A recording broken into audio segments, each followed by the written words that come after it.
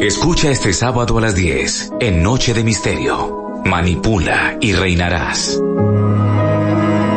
Fue un conflicto que provocó más de 1 millón de muertos. La guerra de Vietnam marcó para siempre la historia del sudeste asiático. El gobierno norteamericano desplegó sus tropas tras un ataque norvietnamita en el Golfo de Tonkin, pero ese ataque jamás existió. Manipula y reinarás. Las mentiras que nos ha hecho creer la historia. Escúchalo este sábado de 10 a 12 en Noche de Misterio. Dirige Juan Jesús Vallejo. Caracol Radio. Más compañía. Noche de Misterio. Juan Jesús Vallejo.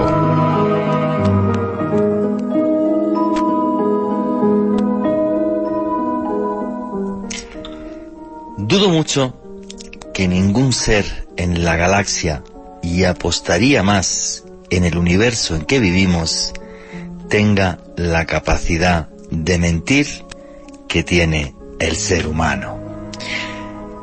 Mentimos porque somos débiles, cuando nos pilla nuestra mamá haciendo una trastada y decimos que no hemos sido nosotros. Mentimos porque nuestra alma está llena de maldad, por ejemplo, para desprestigiar a otro ser humano que se nos cruza en nuestra carrera. Pero dentro de esa gran amalgama de mentiras y de peculiaridades que la rodean, hay una máxima que desde mi punto de vista no tiene excepción. A más poder, más mentiras. Por eso, da igual el signo político de unos y de otros. Son los estados más poderosos del mundo los que han urdido las mayores mentiras, muchas de ellas tan grandes y tan bien estructuradas que incluso han moldeado nuestra historia. No voy a soltarles el cuento ahora de que los periodistas somos unos santos y que jamás mentimos. El tema del periodismo es mucho más complejo. Hay que decir que hay muchos intereses en los medios de comunicación y sobre nosotros miles o hasta millones de ojos o de oídos, como es el caso de este programa de radio. Y como somos humanos y los medios de comunicación están hechos por humanos, muchas veces los medios de comunicación son cómplices o artífices de esas mentiras. No voy a negarlo. Y en medio de todo este lío les quiero dar varios datos curiosos. Uno, por ejemplo, un análisis que yo hago del presente en el que estamos, es que estamos en un mundo muy polarizado, repleto de odio. Y los de, por ejemplo, en el programa de esta noche, los de un extremo aplaudirán algunas de las cosas que voy a comentar. Y los de ese mismo extremo dirán que no estoy bien informado cuando comento otros hechos. Y pasará y viceversa. Los del otro extremo les encantarán algunas cosas y dirán que no, que lo otro es que estoy mal informado. En fin, lo que tiene todo esto que decirle es que hay una cualidad humana que cada vez es más escasa, sobre todo a nivel social y a nivel mundial, que es la sensatez. Y es que el odio en el que el mundo está sumergido ahora, esa locura absurda que estamos viviendo de la polarización, solo es comparable a los tiempos prebélicos que vivimos antes de la Segunda Guerra Mundial. Lo que voy a intentar hacer esta noche y compartirlo con todos ustedes a través del numeral Periodismo Caracol. Ya les digo que hay un numeral en Twitter para que den su opinión y hagan preguntas. Voy a intentar hacer un ejercicio de periodismo con todos ustedes. Y el periodismo se dedica a narrar hechos. Repito la palabra, hechos, y la pongo entre comillas. Tal y como sucedieron. Sobre esos hechos saquen ustedes sus propias conclusiones. Obvio, yo diré también, y la gente, todo el equipo de trabajo, dará también sus conclusiones como seres humanos que somos. Podemos acertar o equivocarnos, pero los hechos son los que son. En este caso, fueron los que fueron. Y lo más importante de todo esto, señores, no me crean a ciegas. Si sobre algo tienen diferentes dudas, investiguen por sí mismos. Yo soy el primero que ha dicho muchas veces que hoy vivimos en el reino de la mentira. ¿Esto es algo nuevo? ¿Es algo por las redes sociales o por este siglo XXI tan tecnológico? Si ustedes investigan la historia se darán cuenta que no, para nada, en absoluto. Si uno va, por ejemplo, hasta Egipto y se da un paseo por el templo de Abu Simbel, él encontrará que en este templo en el que Ramsés II se hace y se erige a sí mismo en Dios, ni más ni menos, pues todas las figuras que ve uno, representaciones y jeroglíficos de la entrada, hasta que se mete en las cámaras que van hacia más al fondo, todos los textos que hay son textos jeroglíficos que nos hablan de la gran hazaña de Ramsés II en la batalla de Kadesh contra los asirios. Es más, aparecen imágenes de Ramsés II cortándole la cabeza a los prisioneros de la batalla para que todos los que fueran a adorarlo como un dios vieran cómo era capaz de pisotear a los enemigos de Egipto. Egipto, uno de los mayores imperios de la antigüedad. Bien, pues Ramsés II jamás ganó la batalla de Kadesh. Nunca ganó esa batalla. La batalla quedó en tablas y él ofreció una princesa egipcia para casarse y estar en la corte asiria, sellando así la paz entre los dos imperios. Cosa que hemos descubierto, obvio, miles de años después. La propaganda es un invento magnífico. Les repito que esto no es nuevo. Indagando sobre el programa de hoy, me topé, por ejemplo, con este hecho tan curioso que les voy a narrar ahora mismo. En 1807, el periodista norteamericano John Norwell le escribió una carta al presidente de los Estados Unidos, el señor Thomas Jefferson. Y en esta carta él le preguntaba acerca de, oiga, voy a hacer un periódico, ¿cómo debería hacerlo? Y Thomas Jefferson, repito, Thomas Jefferson, esto no lo escribí yo, ni lo dije yo, Thomas Jefferson le respondió en esa carta lo siguiente. Voy a leerles un par de párrafos. A su petición de mi opinión sobre la manera en la cual debería dirigir un periódico para ser de mayor utilidad, debería responder, limitándose solo a hechos verdaderos y principios sanos. Y el mismo Thomas Jefferson le dice justo después, pero me temo que tal periódico encontraría pocos suscriptores. Al final de la carta, Thomas Jefferson dice lo siguiente, realmente miro con lástima a la mayoría de mis conciudadanos, quienes leyendo periódicos viven y mueren en la creencia de que han sabido algo de lo que ha estado pasando en el mundo. Y acaba diciendo Thomas Jefferson lo siguiente, ese es el final de la carta, ya que quien no sabe nada está más cerca de la verdad que aquel cuya mente se ha llenado con falsedades y errores. Lo que viene a decir es que la gente está mejor informada de su punto de vista cuando no lee periódicos que cuando lee. Y esto lo escribió el presidente Thomas Jefferson, repito, en el año 1807. Qué panorama tan desolador, ¿verdad? Pero es que fíjense, y repito, hoy mismo en este programa ya verán como muchísimos me critican por exponer ciertos hechos. Y cuando nos pasa esto a los seres humanos, yo muchas veces lo que creo es que la sociedad en la que vivimos y muchas personas realmente no quieren conocer la realidad. no quieren enfrentarse a los hechos veraces. Lo que quiere la gente, lo que quiere el gran público, es que le cuenten su verdad, la verdad que hace que no salgan de su zona de confort, construyendo un mundo que se moldea en función de sus ideas y de sus pensamientos, no de lo que sucede en la realidad.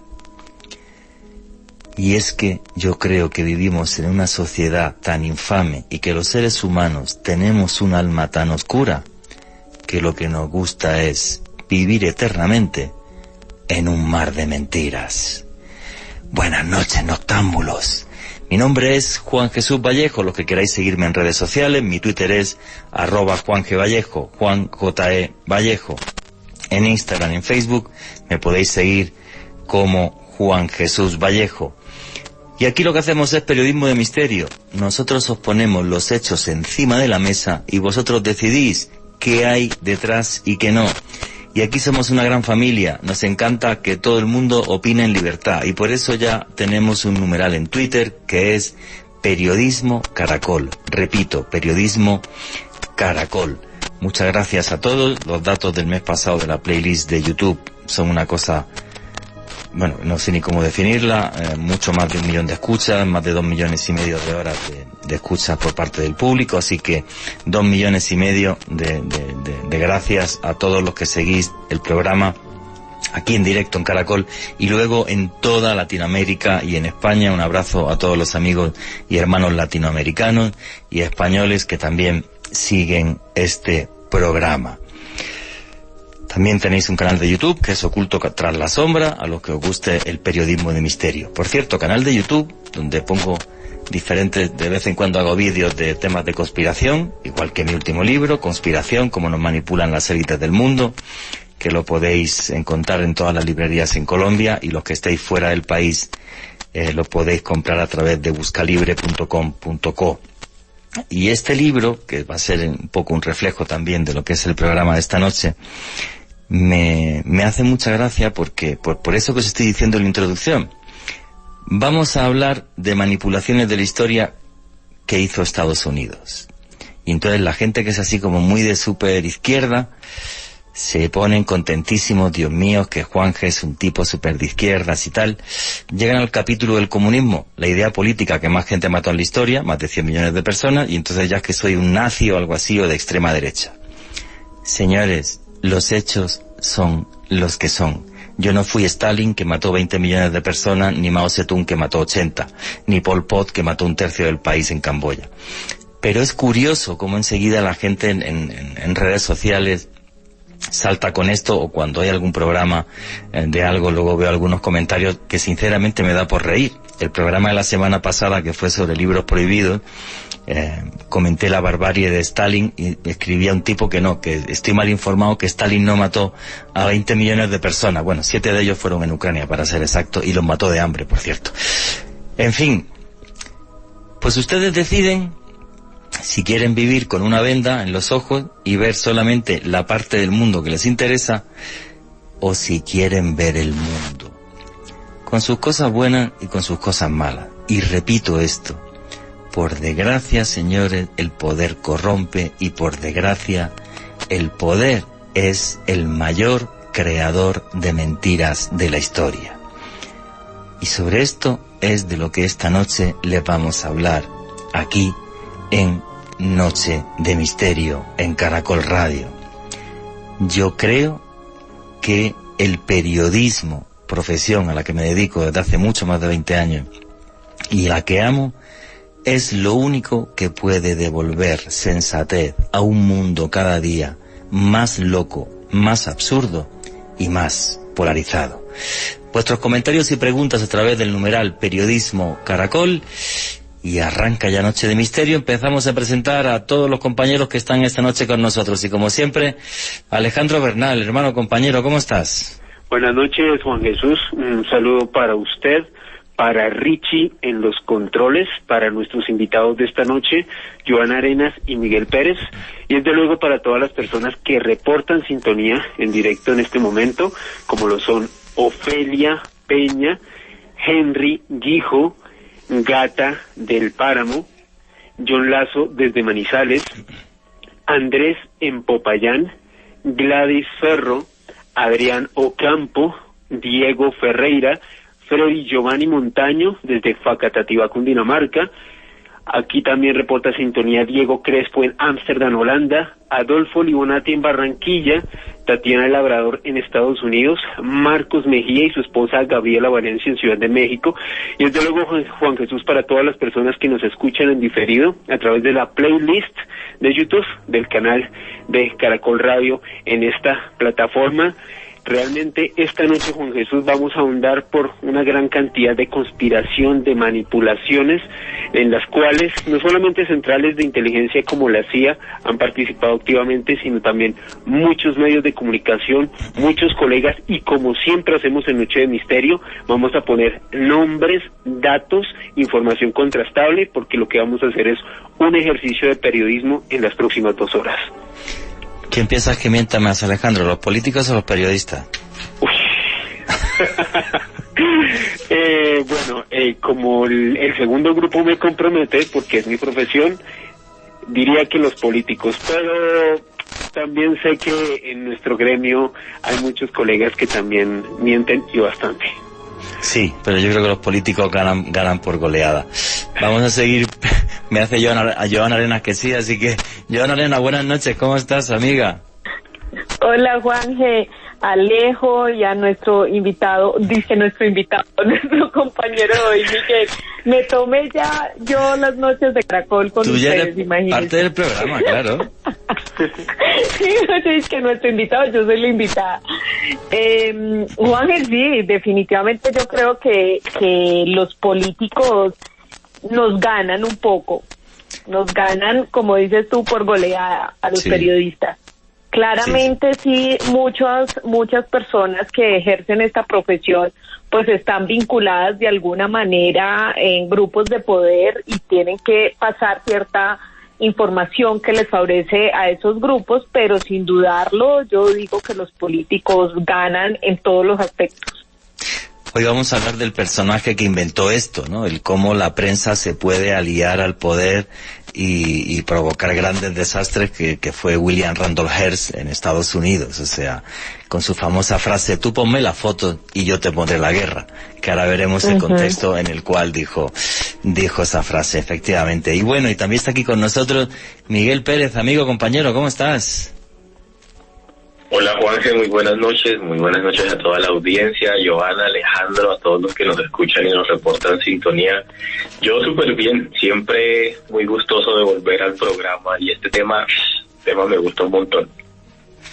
Tenías que saludar a tu abuela, creo, o algo, que estaba la pobre ahí esperando que la saludara. Mi abuelita está en Santa Marta y no se me puedo olvidar saludarla, pero por nada del mundo, si no puedo volver al programa. Abuelita, hola.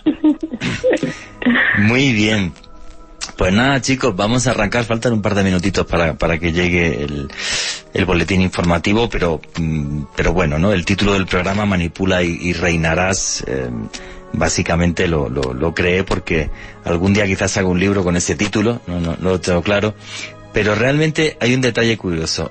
Yo esta semana estaba muy ocupado por diferentes cuestiones que no vienen aquí al caso, y el miércoles, cuando diseñé el programa, dije, ahí va, ¿y qué temas pongo y qué hago y tal? Tenía claro alguno de mi libro de conspiración, pero dije, tengo que buscar más temas para que esto quede bien amplio y que la gente vea que los diferentes grupos de poder, da igual el signo político, han creado grandes mentiras, y algunas que son incluso utilizadas por los dos grupos de poder, los dos grandes grupos de poder, sobre todo los extremos, extrema izquierda, extrema derecha.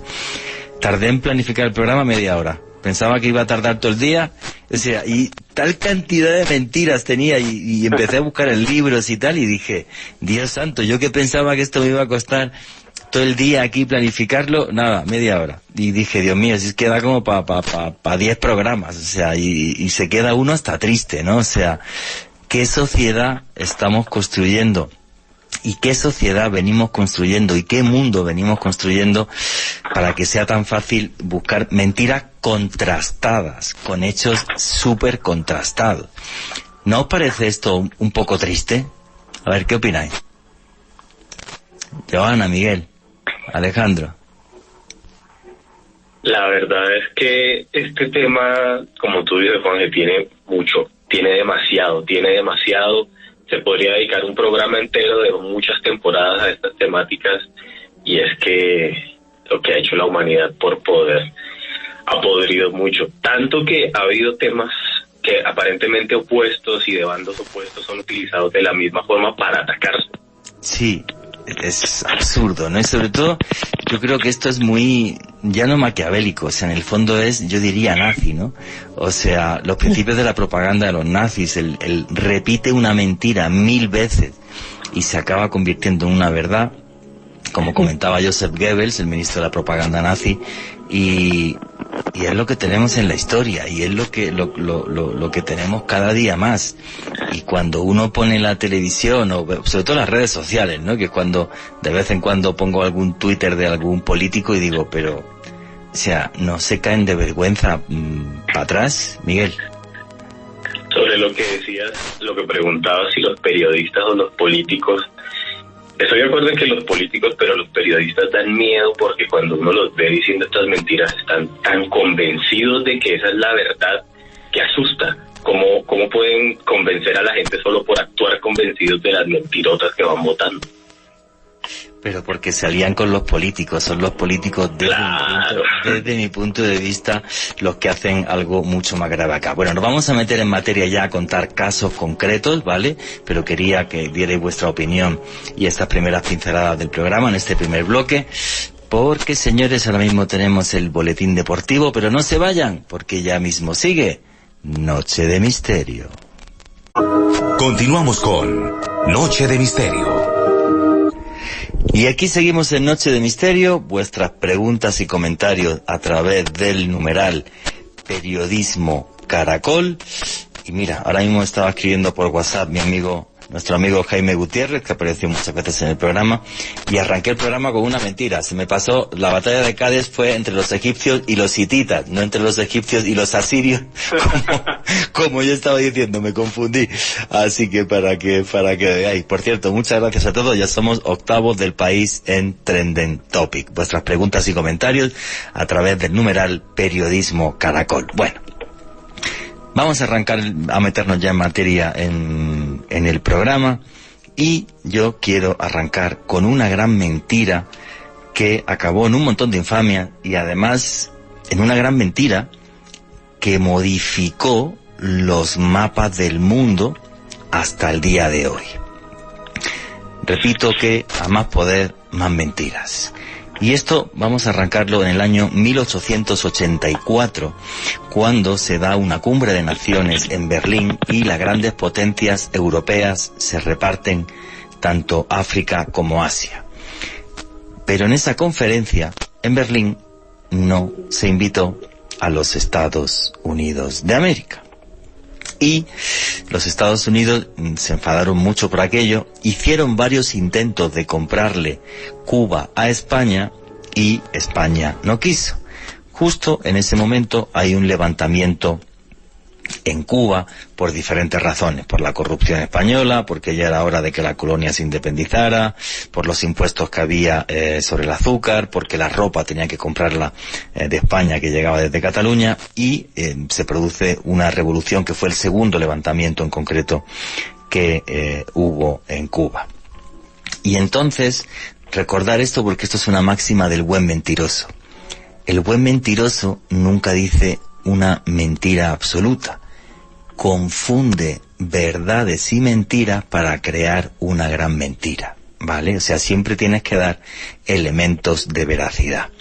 Es cierto que las tropas españolas estaban cometiendo abusos en diferentes zonas rurales de Cuba, pero no, por ejemplo, como decían los periódicos de William Randolph Hearst, que los españoles en medio de La Habana desnudaban a las cubanas y las violaban. Eso, por ejemplo, era total y absolutamente falso. Pero bueno, él fue creando un clima prebélico para la opinión pública norteamericana, poniendo en contraposición, digamos, la tiranía española con los ideales de libertad y democracia de los Estados Unidos de América.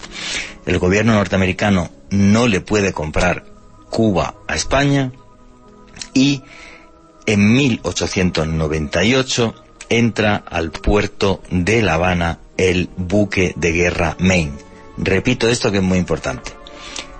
No es que el buque de guerra estuviera dándole vueltas a Cuba o cerca de... No. Se metió en el puerto de La Habana, como los españoles no lo atacaban, pues ya llegó un momento en el que se metió en el puerto de La Habana, echó el ancla y dijo, pues aquí me quedo.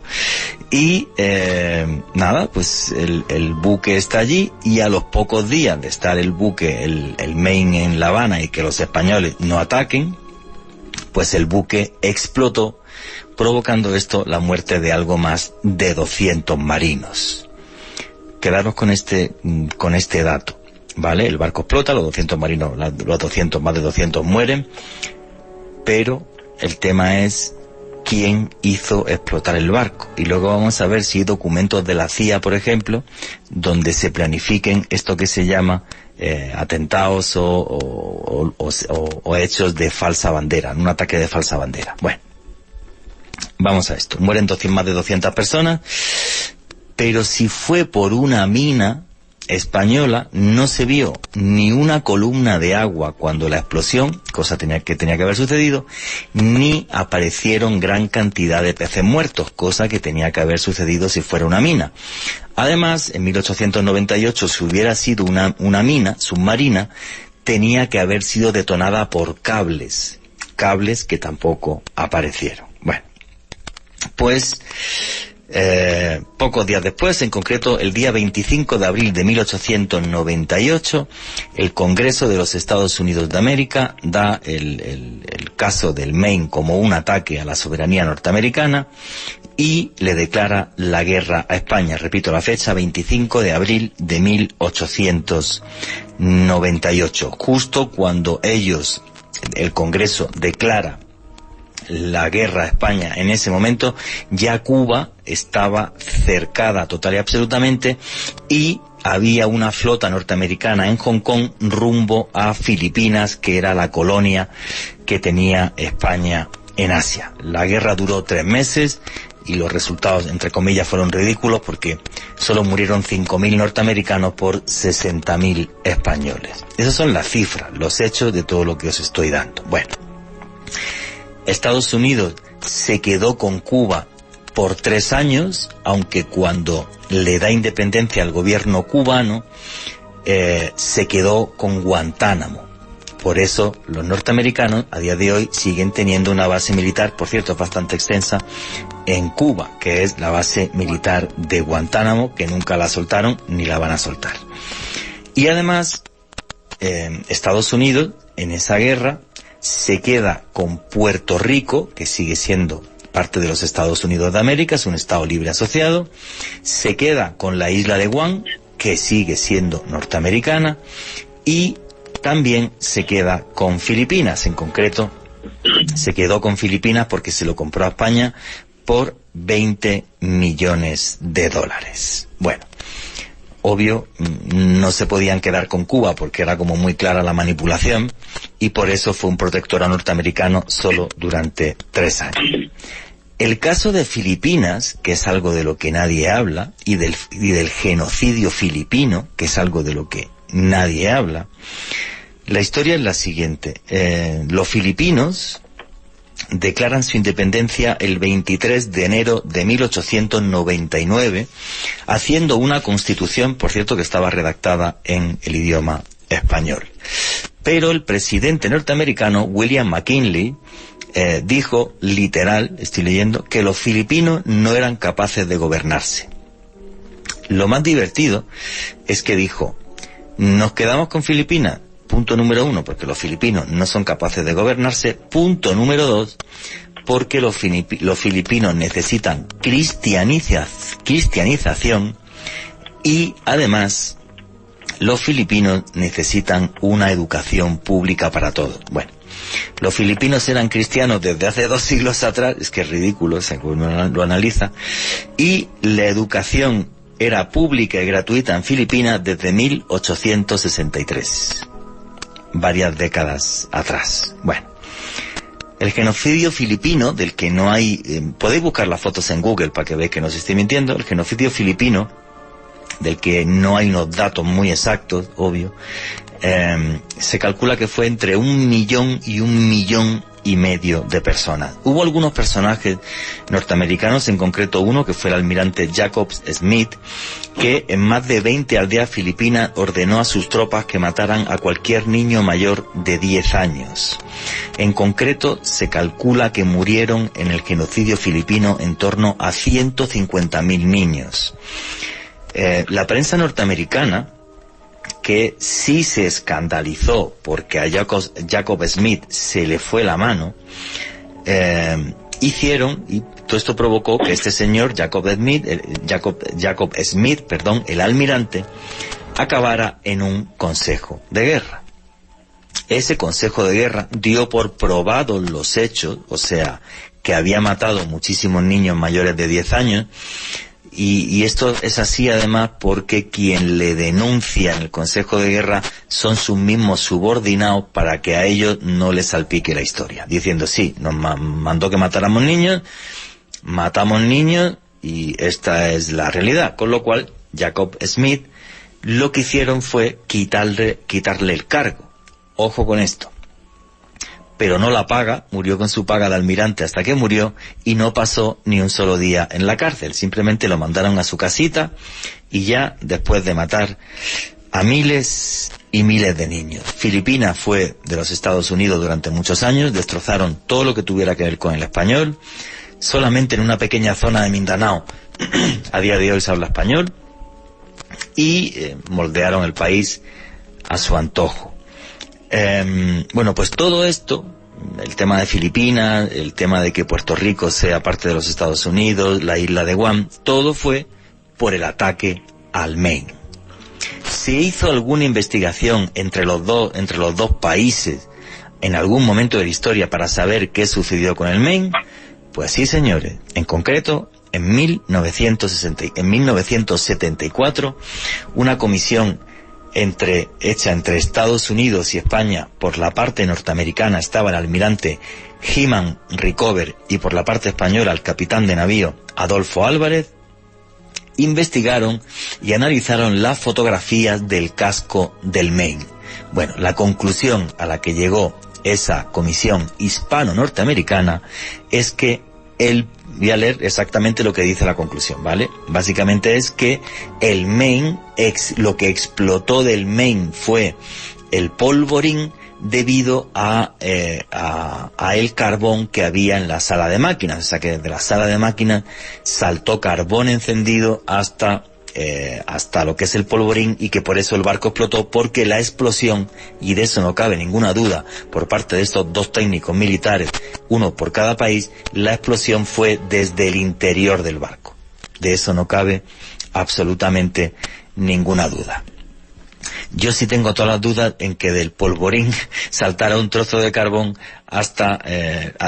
desde la sala de máquinas saltara un trozo de carbón hasta el polvorín del barco.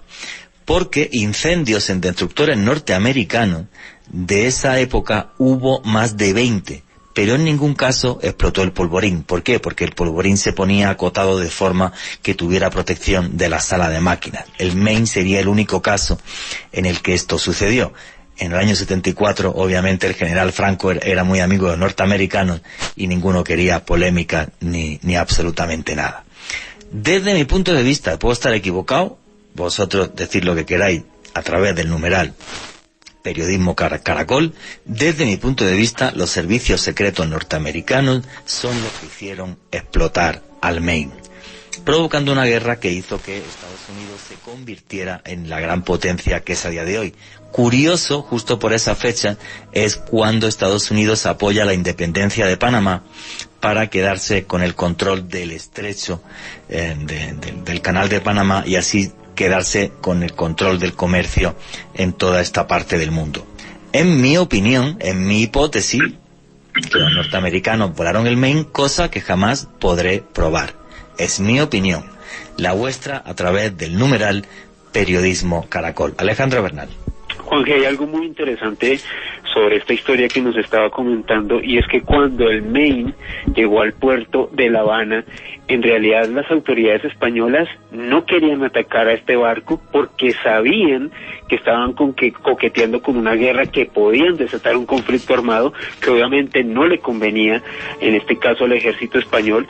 Por eso ellos en ningún momento tuvieron una actitud beligerante contra este navío norteamericano. Ahora, yéndonos a la investigación que usted nos citó hace unos minutos, la de 1974 con Hyman Rickover, es muy interesante, y es que él comentaba en los análisis exactamente eso que usted decía.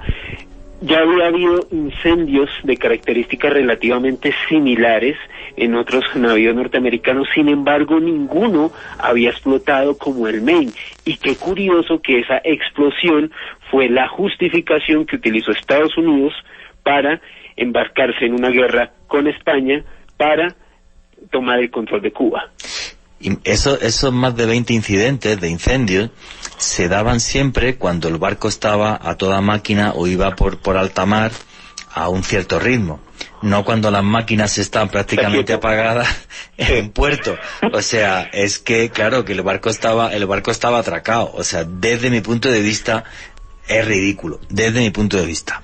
Ni soy ingeniero naval y puedo estar equivocado, pero en mi punto de vista y el vuestro a través del numeral Periodismo Caracol. Que lo que sí es cierto, y luego nos va a hablar Joan Arenas de eso, que espero que dé tiempo, es que hubo un documento que se filtró en los años 90, que es la famosa Operación Northwoods, donde en los años 60, ni más ni menos que la Junta de Jefes de Estado Mayor diseñó una serie de autoatentados para provocar un conflicto entre Estados Unidos y la Cuba castrista, y uno de esos autoatentados era precisamente coger un avión, hacer que bajaran los pasajeros,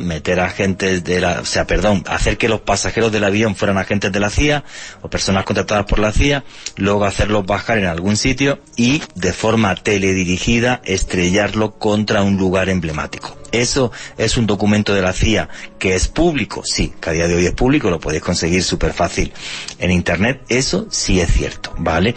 También es verdad que el señor que diseñó todo esto, digamos que el presidente Kennedy se lo quitó de en medio, cosa que muchos también dicen que eso le costó la vida a Kennedy, pero ahí sí entramos en el terreno de la conspiración ya muy farragosa, porque de eso sí que no son hechos comprobados ni mucho menos.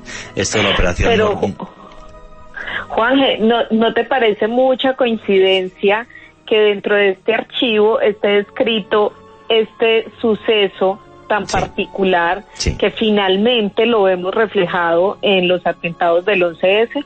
Sí, o sea, eso primero es una cosa que te pone los pelos de punta, y eso que yo soy calvo, ¿vale? En el sentido de decir, o sea, ¿cómo se puede reunir la Junta de Jefes de Estado Mayor de los Estados Unidos de América en el año 60 y poco, creo que fue 62 algo así? 62. 62. Y que lleguen a diseñar toda una serie de planes de cómo podemos entrar en guerra con la Cuba castrista, que tenemos aquí el comunismo al lado y no nos apetece, y que uno de esos atentados que aparece descrito, autoatentado, sea muy similar a lo que sucedió el 11S. ¿Eso asusta? Sí. ¿Hasta dónde puede llegar la locura, la paranoia de la gente?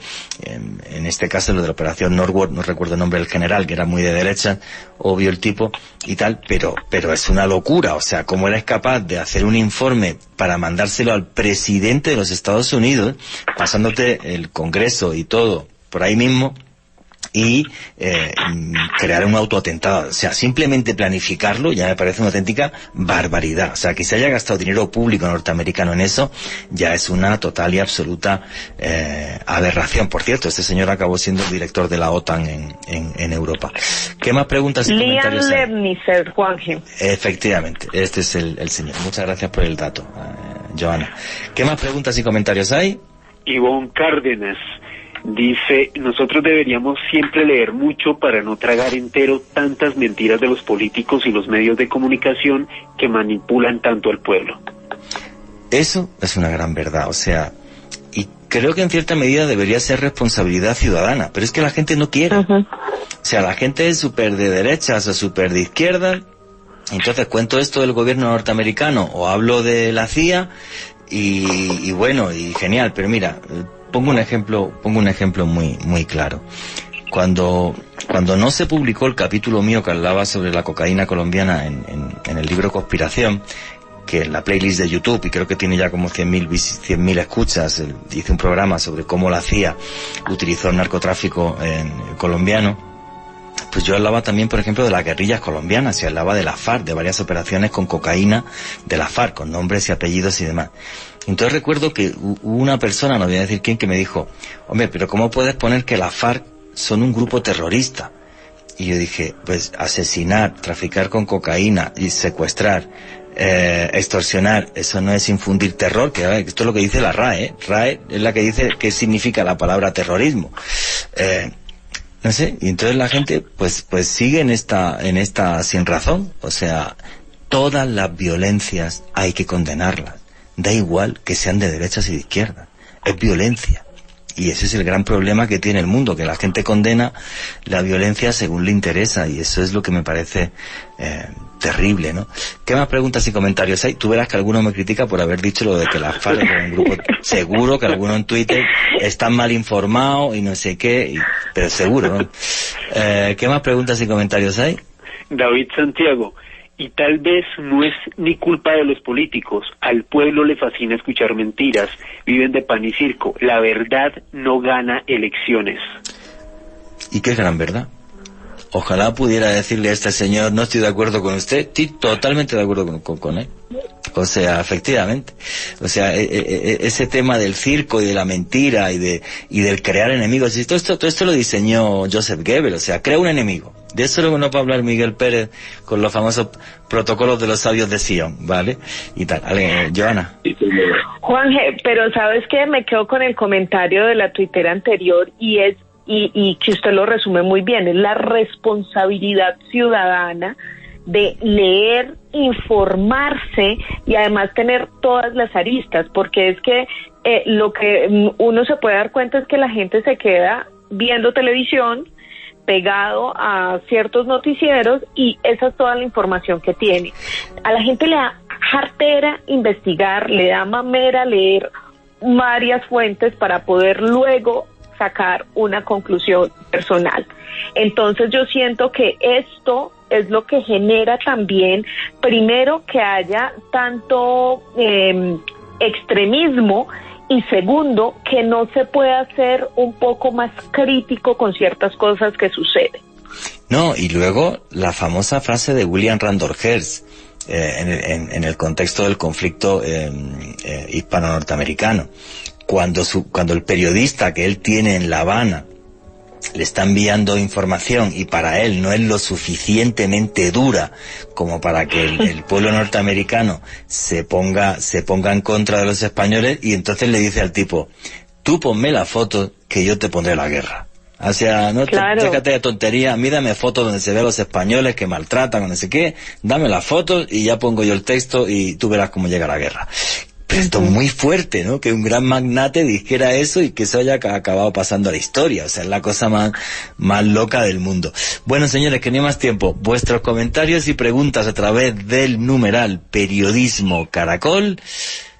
Y no os vayáis, que ya mismo sigue Noche de Misterio. Continuamos con Noche de Misterio.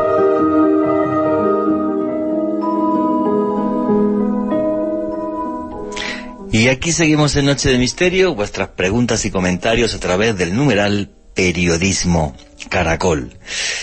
¿Cómo puede moldear la mentira la historia? ¿Cómo puede cambiar los mapas? Y hay mentiras que son muy curiosas porque son utilizadas por los dos extremos, y hay mentiras que están tan bien hechas que un siglo después, y la gente de esto me ha escrito mucho por redes sociales, que es una cosa que yo todavía me sorprendo. Una conspiración judía para dominar el mundo. Y además para dominar el mundo de una forma terrible, pero una conspiración desde el punto de vista entonces sería muy mal hecha, porque llevan con ella siglos y no son capaces de culminarla. Pero bueno, Miguel Pérez, ¿qué son los protocolos de los sabios de Sion? Bueno, más que cualquier otro, los protocolos de los sabios de Sion pueden ser considerados con seguridad el mayor fraude histórico de todos los tiempos. No es por decir que yo tengo el tema más chévere de hoy, ¿no? Solo que estos son los hechos. Es verdad, es que es verdad. Estos fueron construidos para llevar a cabo una mentira que, como decía Juan, que llega hasta hoy, ha continuado a través de los siglos. Los que quieran consultar estos documentos íntegros pueden buscarlos en cualquier página de internet, solo entran y escriben los protocolos de los sabios de Sion y los van a encontrar sin dificultad. Ahora, como también decía Juan, esto va a impregnar teorías y planteamientos que están muy alejados de la derecha tradicional, como estas personas que dicen que la globalización, el nuevo orden mundial, se encuentra manejado por las grandes familias de banqueros judíos. Ellos son los que están detrás de todo esto, es lo que se dice. Incluso en Japón, donde... Sí, pero perdona, Miguel, que lo hace la extrema derecha y la extrema izquierda. Esto es súper curioso. Te dicen que esto es un tema completamente cierto. Como algo ideado desde un lado es aprovechado para el otro y todos lo pueden acoplar a su campaña, a su agenda. Incluso en Japón, donde estos protocolos se venden muy bien en librerías, como en las economías asiáticas que están creciendo rápido, como Corea o como Malasia, se han convertido en una creencia muy popular. La gente piensa que todos los males económicos que los países asiáticos están sufriendo han sido provocados por las élites bancarias judías. Y pues ni qué decir de la fuerza que este mito tiene en los países islámicos. Allá hay un público que es muy receptivo a este mensaje y las versiones en árabe de los protocolos se multiplican por todos los medios posibles, fotocopias, internet, y se divulgan mucho y se toman como veraces y se creen.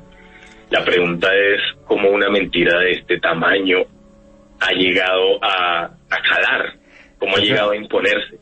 Aquí la clave es cómo se gesta la mentira, en qué época de la historia se gesta y en qué lugar exacto y quién es el autor de la mentira, porque esto tiene hasta nombres y apellidos.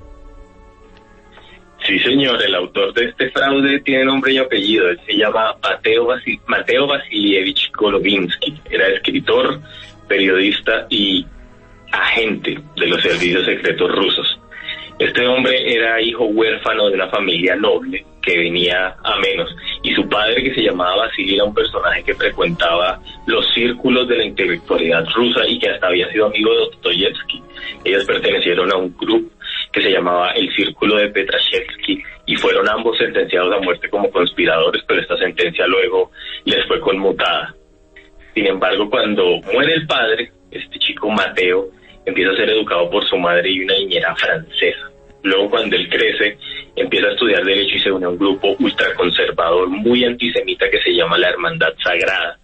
Cuando se gradúa, pasa a trabajar para la Okhrana, que era el servicio secreto zarista ruso, y empieza a colocar en la prensa rusa historias que van orientadas a apoyar fraudulentamente al gobierno.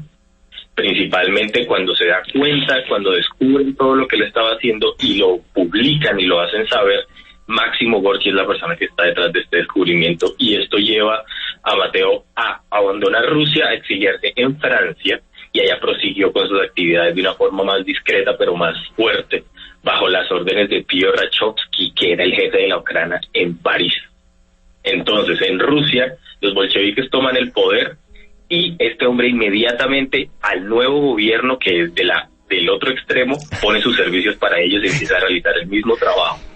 Hasta su muerte en 1920. Es que este tipo me encanta, o sea, trabajó para los zares que eran súper de derechas, obvio y tal, y se negaban a que en Rusia hubiera una monarquía parlamentaria, y son el último régimen feudal de Europa, y en cambio cuando ganan los comunistas dijo, no, pues también trabajo por usted, mientras me llegue la platica. Me recuerda a la película esta, creo que, no recuerdo si era Sopa de Ganso, Una noche en la ópera, la que Groucho Marx se acerca a un rico, le dice, estos son mis principios, pero si usted quiere tengo otros, no tengo ningún problema, o sea, es que es buenísimo. Y luego es curioso porque los protocolos son utilizados por la extrema derecha, por el cuento de la globalización, es una cosa de los judíos, porque claro, como la extrema derecha siempre es súper nacionalista, y no le gusta nada que no sea de su país, pero también se utilizan por parte de la extrema izquierda porque, claro, o sea, el pueblo palestino y los palestinos y tal, y los judíos es un tema que es parte de los protocolos de Sion, o sea, absurdo. Perdón, amigos, sigue con tu charla de los protocolos, sigue contando.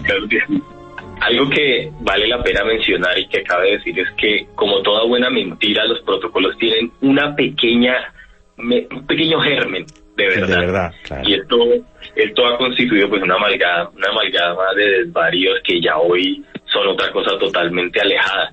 Y es que en Europa de los siglos anteriores al 20 ya había ocurrido, ya hay antecedentes de esto. El más remoto y más, digamos, importante habría que buscarlo en el jesuita francés Agustín Barruel, que él era un canónigo de la Catedral de París y que escribió una obra titulada Memorias sobre el jacobinismo, y ahí sostenía que una serie de sociedades secretas como los Illuminati y los francmasones eran quienes dirigían en secreto la Revolución Francesa. Desde ese entonces estamos hablando de Illuminatis y de masonería detrás de, pues, jalando las cuerdas del orden mundial. Ahora, y la mezcla de los judíos con la masonería, que es completamente absurda. Los masones vienen de mucho más atrás y no son un movimiento judío. O sea, en ese sentido también es es un zancocho mental y una falsedad brutal, pero brutal, vamos. Exactamente. Y después, 60 años después de que Barruel estaba haciendo esto, regando esto, los mismos planteamientos aparecen recogidos en una novela que se titula Biarritz, que fue escrita por un funcionario del servicio postal de Prusia, que se llamaba Hernán Goethe, y él escribía bajo un seudónimo, se hacía llamar Sir John Radcliffe.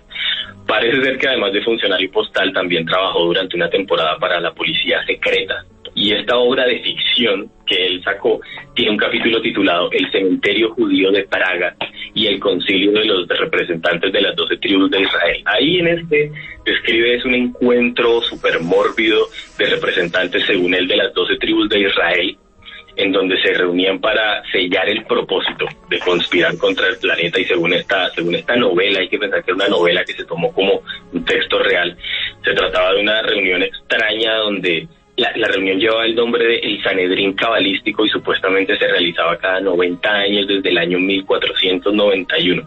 Ese sería el quinto de los encuentros. Y ahí empieza a decir que los sabios se reúnen y que más tarde ellos tenían los planes de cómo dominar el mundo hasta el futuro y por generaciones y por regiones. Y luego todos esos textos fueron siendo apropiados hasta lo que terminó siendo los textos de lo que hoy de los que estamos hablando ahora, de los protocolos de los sabios de Sion. Sí, muchos antijudíos tienen... Sí, hay que decir que en el fondo, o sea, lo que dicen estos textos es que los judíos son los culpables de la inestabilidad política y económica para justificar un gobierno mundial.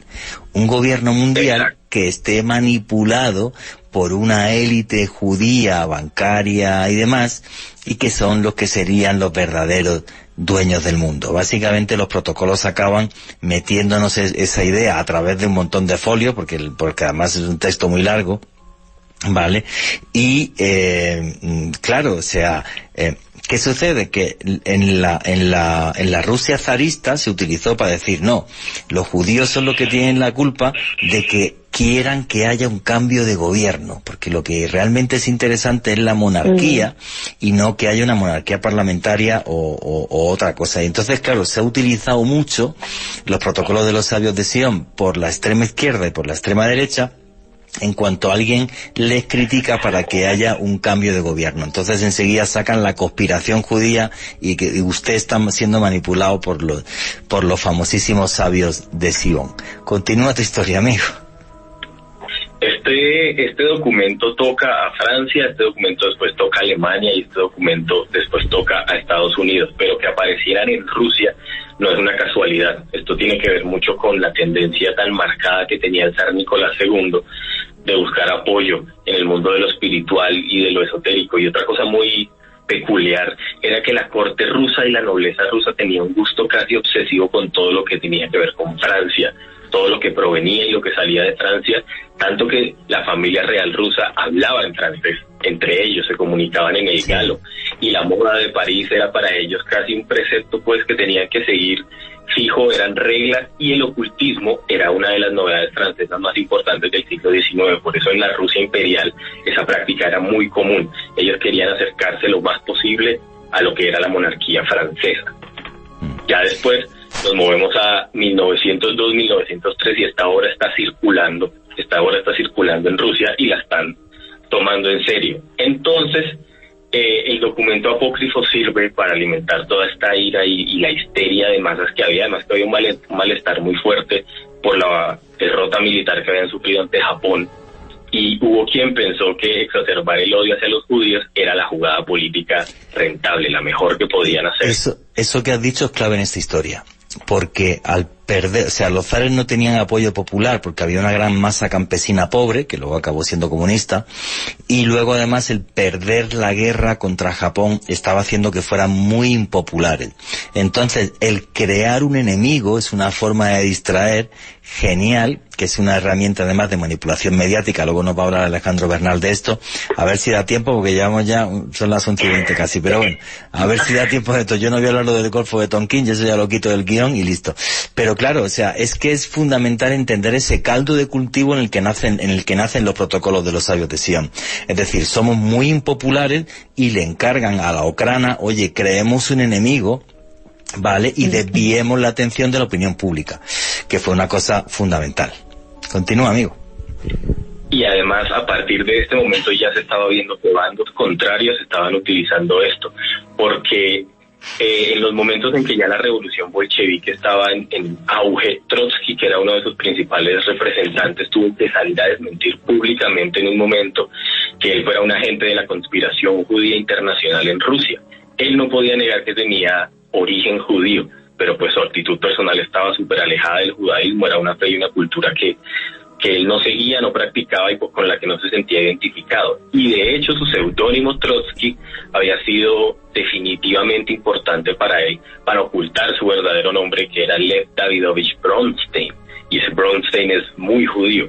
Curiosamente, en esta guerra civil rusa, los dos bandos cometieron actos de antisemitismo, los dos igual de detestables. Los rojos decían que los judíos era un residuo del pasado y los blancos decían que era el enemigo invisible que había terminado de derribar el orden establecido de las cosas. Así que la creencia antisemitista se estableció en los dos bandos atacándose, independientemente de cuál llegara al poder. Los extremos en cuestiones de odio se llevan bastante bien. Alejandro Bernal. Juanje, sobre lo que está comentando Miguel, siempre, me hace recordar el tema de los extremos lo siguiente. Durante mucho tiempo, algunos historiadores establecieron que durante la Revolución de Octubre, en noviembre de 1917, es decir, la Revolución bolchevique que llevó a los comunistas al poder en Rusia, gran parte de su campaña, de la manera de hacerse con el beneplácito del público, fue decir que estaban luchando contra los judíos, que querían, pues básicamente controlar Rusia y controlar el mundo, basados en este documento, en este gran fake, como eran los protocolos de los sabios de Sion. Ahora bien, casi una década después, cuando Hitler estaba redactando Mein Kampf, mi lucha, en el presidio, algunos especulan que mientras estaba escribiendo este libro, que pues, mostraba como su visión política, lo que él quería realizar, tenía como lectura en su celda los protocolos de los sabios de Sion, y Mein Kampf era como una especie de respuesta a este gran fake. Es decir, izquierda, la ultraizquierda y la ultraderecha lo utilizaron en un momento de la historia. Y lo siguen utilizando, que esto es lo terrible. O sea, vamos a ver, vamos a ir avanzando en esto. O sea, los protocolos de repente tienen un boom tremendo por toda Europa, ¿vale? Se utilizan para el tema del antisemitismo tanto en Francia como, por ejemplo, en Alemania, por el tema de los nazis. Pero, Miguel, lo que es muy heavy aquí, y yo creo que muy poca gente conoce, es que el que los impulsa en Estados Unidos es uno de los empresarios más importantes de la historia, ni más ni menos que Henry Ford. Sí, señor, y aquí es donde empieza lo que se llama el antisemitismo industrial. Es que durante la década de los años 20 los protocolos encontraron su principal valedor en Estados Unidos, en este magnate, en Henry Ford. En la cúspide de su carrera empresarial, él fundó un pequeño periódico en Detroit que se llamaba Dearborn Independent y lo utilizó para difundir la propaganda antisemita suya propia, acusando a judíos a través de las páginas de que ellos eran los instigadores de los más grandes males de la humanidad. En muchas oportunidades, Ford decía que existían dos versiones de Wall Street: el positivo, encabezado por la banca antisemita, y el otro que era destructivo, que debía ser erradicado según él porque estaba encabezado por los banqueros de origen judío. El contenido de este periódico fue tan racista que motivó la renuncia del director original de su empresa, de este periódico, que era Pitt, y Ford nombró como nuevo director a un personaje llamado Ernest Liebold, que era hijo de un inmigrante alemán, que era secretario privado de Henry Ford y que era un nazi ferviente. Sobre todo hay documentos, y la prensa de Nueva York desde la década de los 80 estaba revelando toda esta información. Entonces, mediante esto, Ford entra en contacto con el partido nazi. Al momento de ellos entrar en contacto, él empieza a desarrollar, supuestamente en un inicio, máquinas para tratar la tierra para los nazis, y a partir de ahí abre su primera sede de Ford en Alemania. Sí, es lo que se alía con diferentes empresas alemanas, empieza a venderle maquinaria agrícola a los alemanes, sí. Pero aquí sí hay un dato muy, muy oscuro, que es que en 1928 Ford se fusiona con una compañía química alemana que es la IG Farben, por cierto, que fue la creadora del Zyklon B, del famoso gas que acabó con millones y millones de vidas en los campos de concentración nazi. Y bueno, Henry Ford era tan racista que es que publicó un libro racista, El Judío Internacional. O sea, que lo del tipo tremendo. Y además, otra cosa muy, no importante, pero grande que hizo Ford en esto, es que uno de sus principales colaboradores, Boris Brazel, fue un inmigrante ruso que lo ayudó a traducir junto a la secretaria Nate de Bogori los protocolos al inglés. Esto fue otra divulgación mayor de este libro, y pues se difundió y se regó por Estados Unidos y se empezó a creer y apropiar, y aún a la fecha de hoy no hay una creencia más fuerte que es que los judíos tienen plata, es que los judíos están detrás de todo, es que los judíos están controlando. Que sí es cierto que la creación de la gran banca mundial, hay una familia muy importante que son los Rothschild, que eran judíos, y no vamos a negar que los judíos tienen mucha plata y que tienen bancos y que Israel es una gran potencia mundial, si es que esto no se puede negar, pero cosa distinta es que estén orquestando un complot mundial para terminar con todos los países del mundo, crear un gobierno mundial y manipular así al planeta, que es de lo que van los protocolos de los sabios de Sion. Repito, muy torpes serían entonces estos sabios de Sion, porque llevan siglos con esto y no lo han conseguido. Obviamente, lo que pasa que es que el tema de Ford, de Henry Ford, fue tan heavy, incluso que creó y financió una oficina de detectives para investigar a los judíos más importantes de Estados Unidos y poder sacarle trapos sucios. Y es más, Henry Ford fue condecorado por los alemanes con un águila imperial y no sé qué, que es, fue el primer norteamericano en tener este símbolo nazi encima. Miguel Pérez, ¿qué querías comentar? Eso precisamente era lo que te iba a decir. En 1938 el gobierno alemán condecora a Henry Ford en su cumpleaños 75 con la Gran Cruz del Águila Alemana, que es el más alto honor al que un extranjero puede aspirar en ese país, y él fue exactamente el primer norteamericano en recibirlo, un norteamericano que tenía una industria creciente allá, que después de que los nazis decaen, sus industrias empiezan a caer en bancarrota y empieza a utilizar mano de obra de esclavos y de prisioneros de guerra. Además, eso está prohibido por la Convención de Ginebra. Henry Ford utilizó esto en sus empresas y en sus industrias en Alemania. Sí, vamos a ver, toda esta historia es muy infame y tiene un montón de cabos sueltos, y ese montón de cabos sueltos precisamente es lo terrible, es cómo el libro se va expandiendo, cómo el libro se va traduciendo a otros idiomas, y cómo de repente encuentra aliados, por ejemplo, incluso dentro de Estados Unidos, que crea Henry Ford este antisemitismo industrial que se conoce, y además, claro, él le echaba la culpa a los judíos de estar detrás de cualquier tipo de revolución o de movimiento obrero dentro de sus fábricas. O sea, es toda una locura tremenda, pero lo increíble es que esta locura llega hasta nuestros días y que hay gente que sigue diciendo que los protocolos de los sabios de Sion, de una forma muy clara, nos están demostrando el complot judío internacional. Para darle un poco de cierre al tema, les voy a dejar un dato de lo más reciente que ha ocurrido con los protocolos de los sabios de Sion ahorita en el siglo XXI. Nada más hace 10 años, en el 2011, en el mes de abril, en Venezuela, un programa de la Radio Nacional de Venezuela estaba al aire y la periodista Cristina González hizo referencia a los protocolos de los sabios de Sion y los calificó de interesantes. Decía que es que el control por parte de los judíos de la economía se basa en este texto, y ella empezó pues a hablar de esto públicamente, y la Confederación de Asociaciones Israelitas de Venezuela tuvo que salir al frente a denunciar el hecho ante pues el Ministerio Público, ante la Liga de Antidifamación Nacional allá, porque esta periodista en el año 2011, en este siglo, en este entonces, todavía está hablando de que los judíos están detrás de todo lo que está ocurriendo ahora en Latinoamérica en base a los protocolos de los sabios de Sion. Ahí la plática a esta periodista le llegaría por Nicolás Maduro o por el señor Chávez, no sé por quién, pero seguro. O sea, cómo se dan la mano los extremos en el odio. Yo solo quiero decir una cosa.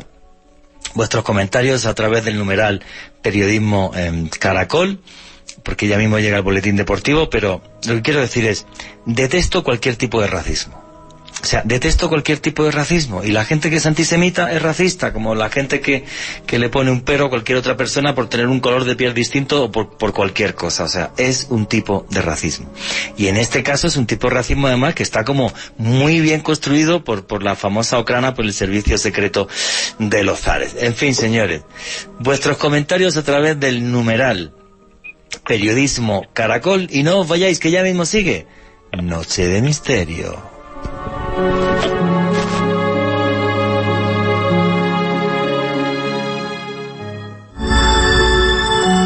Ya regresa Noche de Misterio. Continuamos con Noche de Misterio.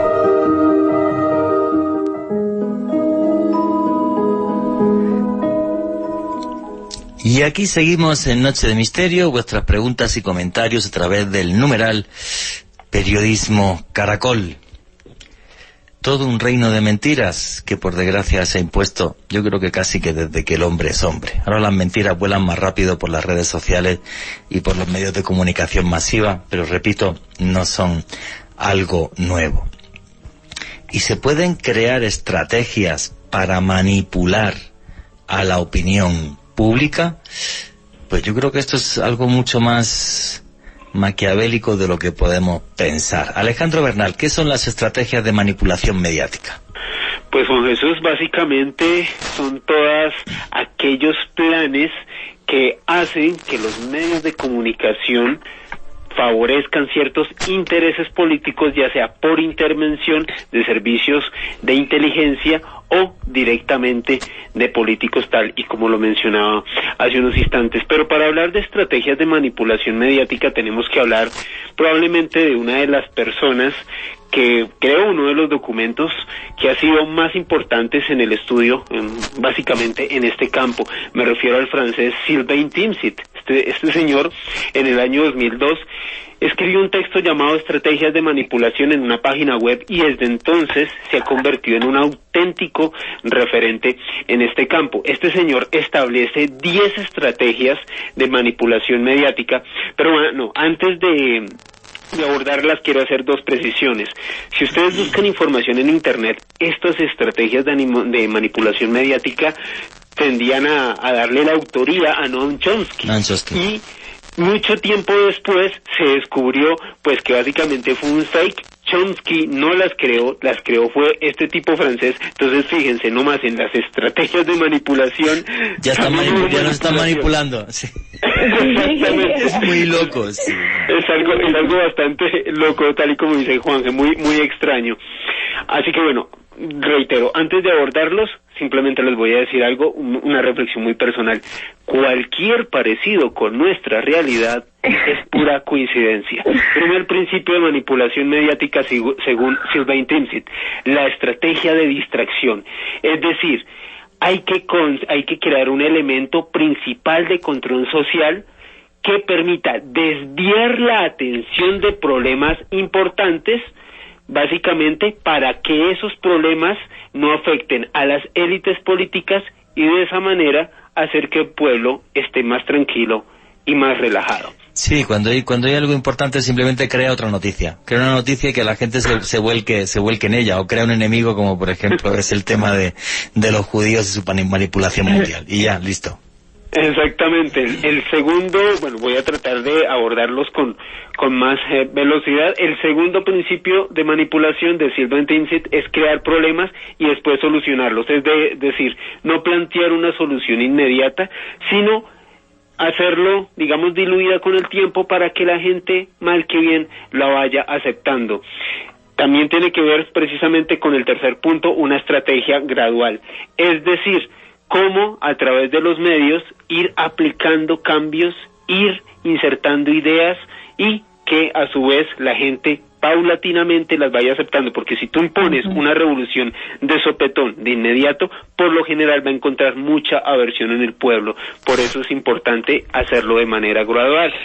La cuarta estrategia de manipulación sería la estrategia de diferir.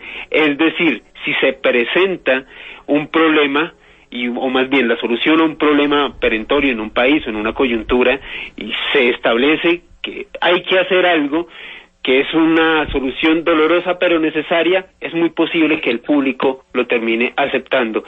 O la quinta estrategia de manipulación, según el francés, es una que a mí particularmente me encanta: dirigirse al pueblo como si fuera un niño, es decir, utilizar palabras muy simples, hablarles como si fueran párvulos, es decir, no dar mucha información, porque si das mucha información, quizás no es tan fácil engañar. Si das los detalles te pueden pillar, efectivamente. Si le hablas a la gente como si fueran un montón de ovejas y de borregos, pues es mucho más fácil y mucho mejor, efectivamente. La sexta estrategia sería utilizar el aspecto emocional antes de la reflexión. Y Timsit sobre esto comentaba algo muy interesante, Juan Jesús y oyentes, y es que si tú apelas a la emoción del receptor del mensaje, es más fácil insertar una idea que ponerlos a pensar. Bueno, en eso los políticos colombianos tienen todos un 10, ¿eh? En hacer que la gente... sí, son unos expertos en intentar que nos matemos en vez de construir un mejor país. Dios me perdone por lo que he dicho, pero es lo que opino, con sinceridad. Séptima estrategia de manipulación: mantener al público en la ignorancia y la mediocridad. Según Timsit, entre el público menos contexto tenga, menos capacidad de análisis y raciocinio, más fácil va a ser manipular la opinión pública. La octava estrategia de manipulación... Yo creo que esa funciona a la perfección, no solo en Colombia, sino en todos los países suramericanos. No, y en todo el mundo, la incultura, y por eso muchas veces se ha atacado a ciertas televisiones, incluso en Europa, no voy a decir nombre, de ser parte de estas estrategias de manipulación mediática, porque las televisiones muchas veces dan programas, con perdón, pues hombre, yo tampoco que me considero el tipo más intelectual del mundo, pero yo no dejaría que mis hijos, si lo estuviera, vieran eso, o sea, porque es que realmente hacen televisión para estupidizar a las masas, y eso sí es terrible, ¿sabes? Sí es terrible. Alejandro. Exactamente, Juanje, y eso tiene que ver con la octava estrategia de manipulación, y es estimular la mediocridad en el público. Entre más mediocre sea el público, entre no ponerle muchos retos intelectuales, más fácil va a ser engañarlos. La novena estrategia de manipulación, según Timsit, es reforzar la autoculpabilidad, es decir, hacer que el individuo sienta que él es el culpable de la situación, de lo que pasa en el mundo, de lo que pasa en su entorno, y que básicamente no va a poder hacer nada para cambiar esta situación. Eso, y perdona que te diga, en el contexto que estamos del COVID, o sea, no soporto cuando están los políticos a regañarte como si fueras un niño de 5 años. La culpa del confinamiento la tienen ustedes porque, claro, como no se ponen la mascarilla... Vamos a ver, no voy a decir nombres, ¿vale? Vamos a ver, señores o señora o quien sea, vamos a ver. Si usted abre la economía y todos salimos a la calle, aunque llevemos mascarilla, van a aumentar los contagios. Obvio. Vale, obvio. Vale, entonces de repente el ver a un político que te está regañando como si fueras un niño de 5 años, esto lo hago y es impopular, pero la culpa la tiene usted y sus vecinos, que es que salen sin mascarilla. Pero vamos a ver, o sea, pero si es que abres la economía y da igual que sea en Colombia, en Alemania, los contagios suben, obvio. Vale, obvio. Entonces es como de un ridículo. Por cierto, ¿qué opinan de esto a través del numeral Periodismo Caracol? Pero es como, o sea, no voy a decir nombre, aunque yo creo que todo el mundo está pensando, todo el mundo está pensando el mismo. Pero sí, cuando veo a alguien que te está regañando, es que, claro, como no hacen caso, ¿sabes? No, en fin, sin comentario. Por eso decía Juan Jesús que cualquier parecido con nuestra realidad es pura coincidencia. Pura coincidencia, sí. Y la 10ª y última estrategia de manipulación según Sinn Fein Tinsit respecto a la manipulación de medios es conocer a los individuos mejor que ellos mismos. Si tú conoces al receptor del mensaje, si tú conoces a la sociedad, si sabes cuáles son sus intereses primarios, si sabes manipular eso, muy seguramente vas a crear mensajes muy efectivos para tratar de cambiar su opinión respecto a ciertos hechos que ocurran. Y el mundo digital para esto ha sido la panacea, porque a través de lo que estás viendo en redes sociales, en el computador, tal, saben tus gustos, tus preferencias, absolutamente todo. Que esa fue la genialidad de Donald Trump para ganar las elecciones de Estados Unidos. O sea, tener una estrategia digital que fue pionera en la historia de unas elecciones en un país. O sea, él directamente volcaba sus mensajes en la gente que sabía que podía convencer, y con ciertos elementos que eran muy emocionales. Nunca se esforzó en los que sabía que nunca iban a cambiar de opinión. Alejandro. Juanje, y ya para culminar este tema de estas estrategias de manipulación mediática, quiero citar 2 casos concretos, con hechos y nombres verificables.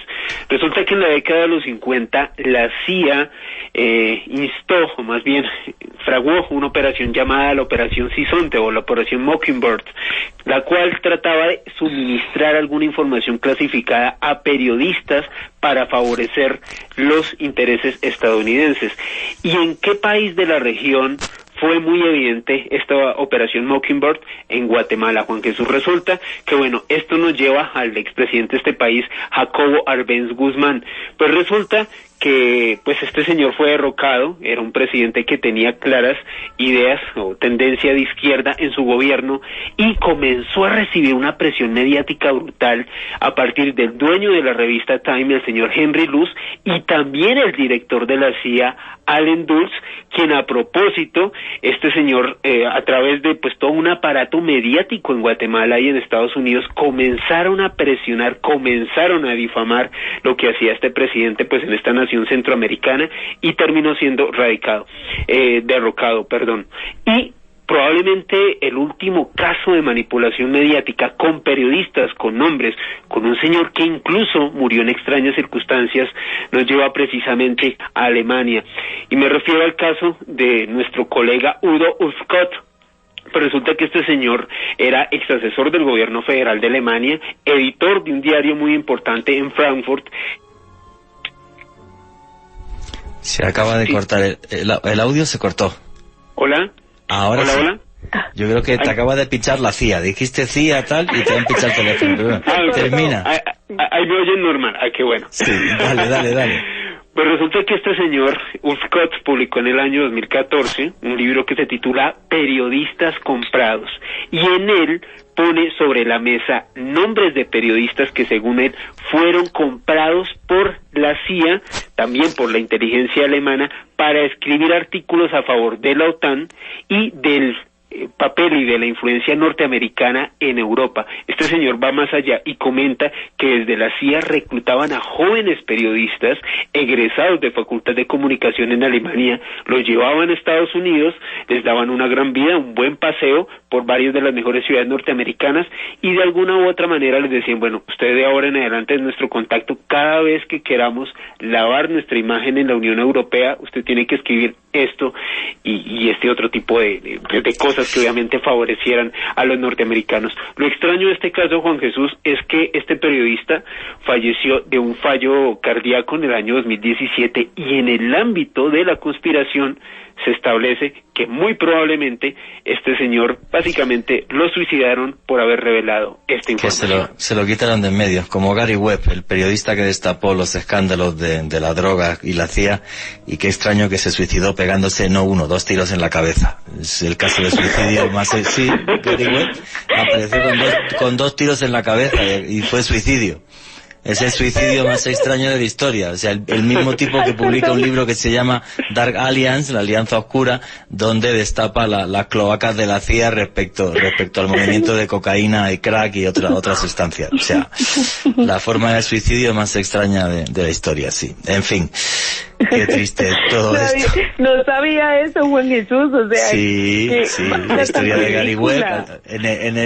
La gente que escucha el podcast, hay un podcast que se llama Historia Secreta del Narcotráfico, lo cuento. O sea, él que destapa toda esta basura y que le destrozan la vida y acaban la ruina y tal, y se suicida de 2 tiros en la cabeza. Bueno, pues Juan se sincronizó las 2 pistolas. Sí. No, pero 2 tiros con una pistola, se pegó 2 tiros en la cabeza. Con una sola. Con una sola. Quedó medio vivo, entonces, y se pegó otro, sí.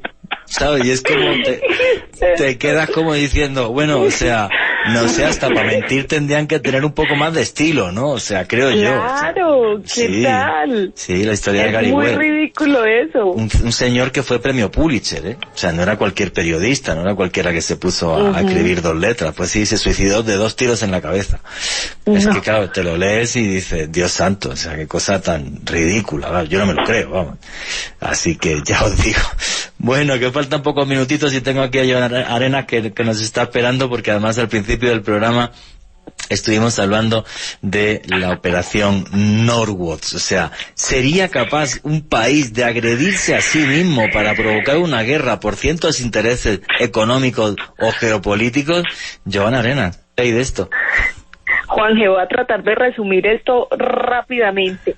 Pues mire, como usted ya lo había comentado al inicio, Juanje, esta operación se trataba precisamente de un plan que tenía Estados Unidos para simular distintos ataques terroristas en su país y buscar de esa manera justificar una intervención en la Cuba de Fidel Castro, que estaba pues iniciando para ese entonces. En 1962 inicia todo este plan y hay varias cosas aquí interesantes, ¿no? Y les voy a contar, bueno, estábamos hablando, Juanje, de Liam Lemnister, que es el líder de esta manipulación, o mejor, de esta operación que buscaba precisamente eso. Pero es que hay cosas bien interesantes dentro de esto. Ya lo comentábamos, y era ese plan que tenían de utilizar un avión con personas que iban allí, secuestrarlo y luego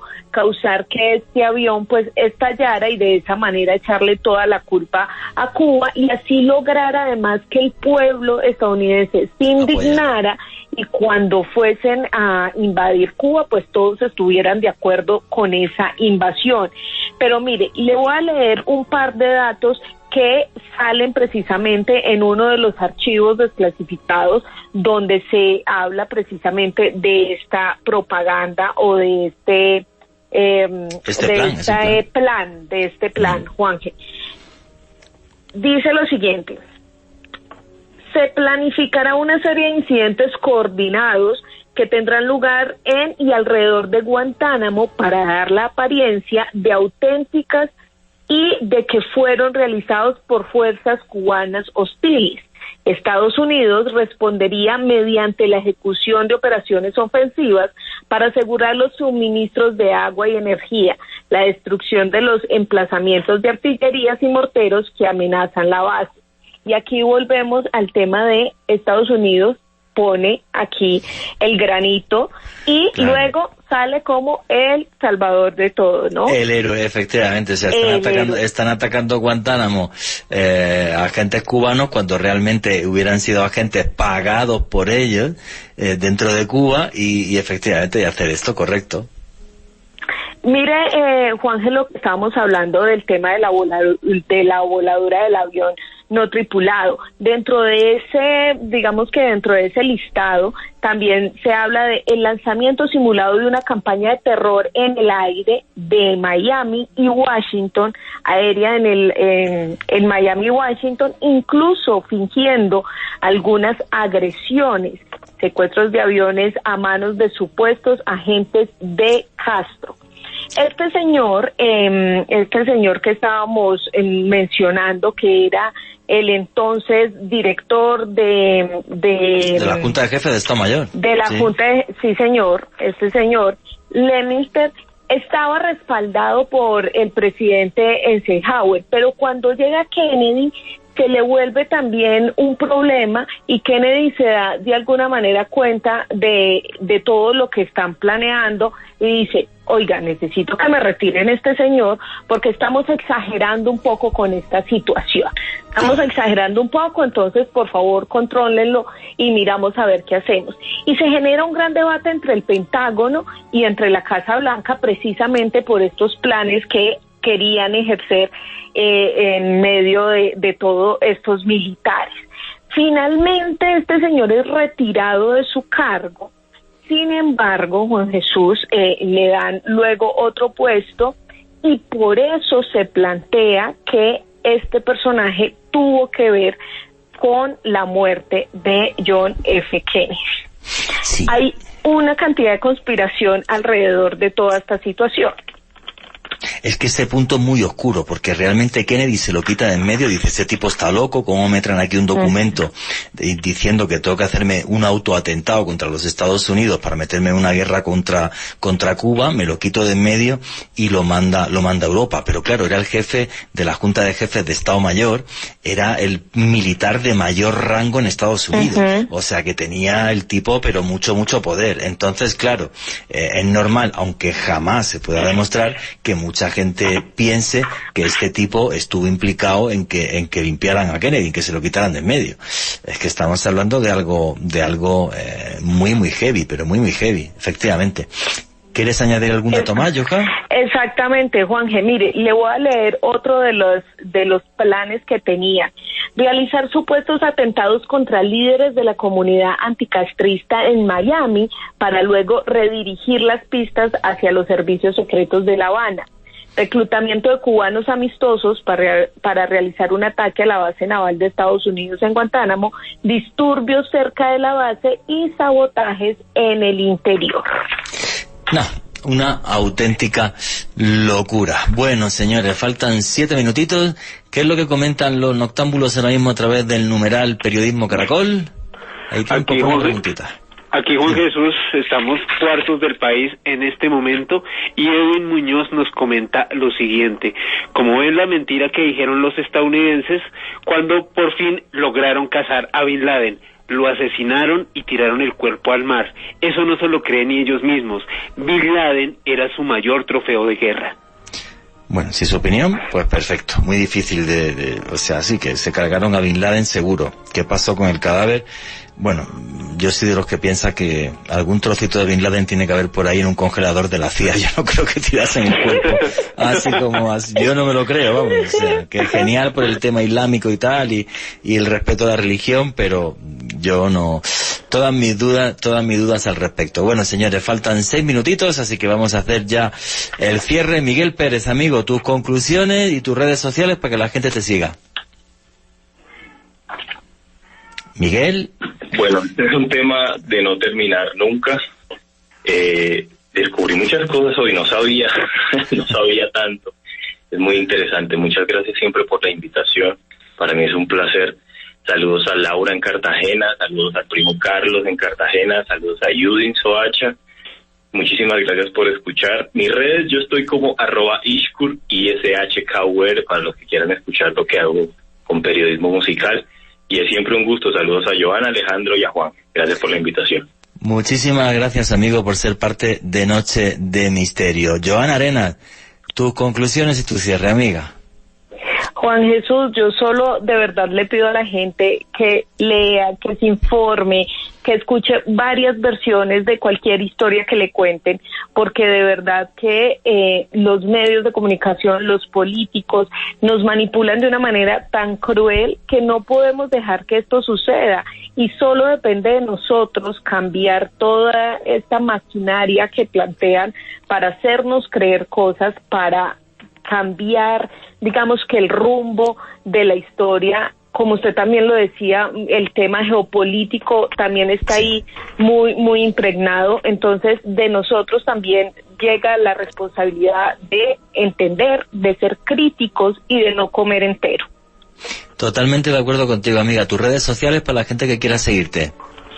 Juanje, me pueden seguir como @yarenasb y los invito a todos los que están conectados a que mañana estén súper pendientes del programa Más Allá. A las 9 de la noche va a estar Juan Jesús Vallejo como invitado estelar, entonces vamos a tener un programa bien interesante. Hablaremos de misterios de la historia. Mañana estaré ahí, efectivamente. Amiga, muchísimas gracias. Alejandro Bernal, amigo, tu conclusión y tu cierre de programa. Hoy sí tienes tiempo, mira, adelante. Pues Juanje, yo creo que tristemente una de las máximas de lo que hemos podido estar explorando en las últimas 2 horas en este programa me lleva a algo que decía Joseph Goebbels. Para quienes no conozcan este nombre, era el ministro de propaganda nazi, y tristemente creo que es algo que aplican muchos de los políticos y los medios de comunicación hoy en día, y es: si no puedes negar las malas noticias, inventa otras que las distraigan. Creo que pues, lamentablemente vivimos en una época de hiperinformación, y haciendo un poco de eco de lo que usted comentaba en la intro del programa, Juanje, de Thomas Jefferson, si no estoy mal, sí, el expresidente norteamericano. Él mismo comentaba que es preferible no estar informado que estar mal informado y manipulado. Y esto lo decía un expresidente norteamericano hace más de 2 siglos. Así que imagínense la fuerza de estas palabras y cómo sus ecos retumban hasta nuestros días. Creo que es una reflexión muy importante, al igual que lo que comentaba Joana hace unos minutos, y algo que siempre hemos abanderado en este programa de Libre Pensadores, como es Noche de Misterios. No nos crean a nosotros, investiguen por ustedes mismos, corroboren la información, busquen varias fuentes y ustedes armen su propio criterio sobre toda la información, no solamente que damos en este programa, sino en todos los espacios de misterio, política, en fin, todo lo que ustedes consuman. Ustedes no solamente son lo que comen, también son lo que dejan entrar a su mente, lo que leen y lo que exploran en redes sociales y demás. Y pues Juan Jesús, invitar a los oyentes de Noche de Misterio. Hay una conferencia que voy a estar realizando esta semana en el centro de Bogotá junto a Esteban Cruz. Toda la información en mi Twitter, @AleBernalPérez, una conferencia sobre expedientes X de Colombia. Muchas gracias, Juanje. Muchísimas gracias a ti, amigo. Imperdible esa conferencia, por cierto. A ver si tengo tiempo y puedo estar allí. Bueno, señores, si queda un minutito, y básicamente decirles lo siguiente. Por desgracia, el poder corrompe. Hay una parte del alma humana que es negra y que es oscura, y que le encanta manipular. Y normalmente, y esto es triste, a más poder, más manipulación y más mentiras. Los países ni son buenos ni son malos. Son los políticos y los gobernantes que llevan algunos países los que han hecho que haya muchos abusos de poder. Abusos de poder que han calado en la historia. Abusos de poder que han moldeado el mapa del mundo. Abusos de poder y mentiras que llegan hasta nuestros días. Mentiras, por cierto, que lo que hacen es no parar de fomentar odios. Y eso es lo terrible, que haya muchas personas, muchos de ellos políticos, que vivan del fomento del odio, creando una sociedad cada vez más injusta y cada vez más cerca de la guerra. Una lacra, por desgracia, que ha manchado este país, Colombia, durante muchas décadas y, si me apuran, durante siglos. No odien a nadie, no sean racistas con nadie. Por encima de todo, todos somos seres humanos, y también dentro de nosotros, aparte de sombra, hay luces. Y nunca, nunca olviden que vivimos en un mundo mágico, porque está repleto de misterio.